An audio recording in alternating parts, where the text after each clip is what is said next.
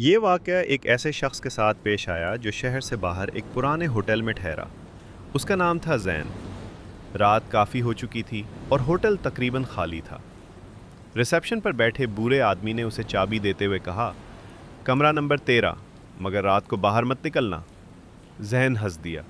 اسے لگا شاید یہ مذاق ہے۔ وہ کمرے میں گیا۔ کمرہ کافی پرانا تھا، دیواروں پر دراڑیں اور ایک عجیب سی بدبو۔ جیسے ہی اس نے دروازہ بند کیا، اچانک لائٹ خود بخود بند ہو گئی۔ وہ موبائل کی ٹارچ جلا کر بیڈ پر بیٹھ گیا۔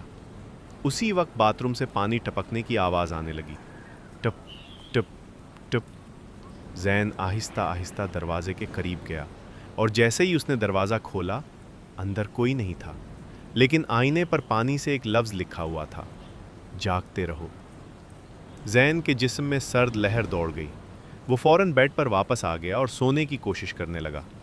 تقریباً رات 3 بجے اچانک اسے لگا کوئی اس کے بیڈ کے نیچے چل رہا ہے، کھرچنے کی آواز، جیسے ناخن زمین پر رگڑ رہے ہوں۔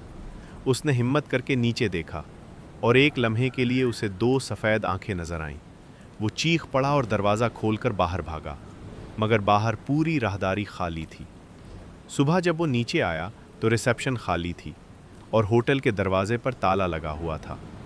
لوگوں نے بتایا یہ ہوٹل کئی سال پہلے بند ہو چکا ہے اور کمرہ نمبر 13 اب بھی رات کو روشن نظر آتا ہے۔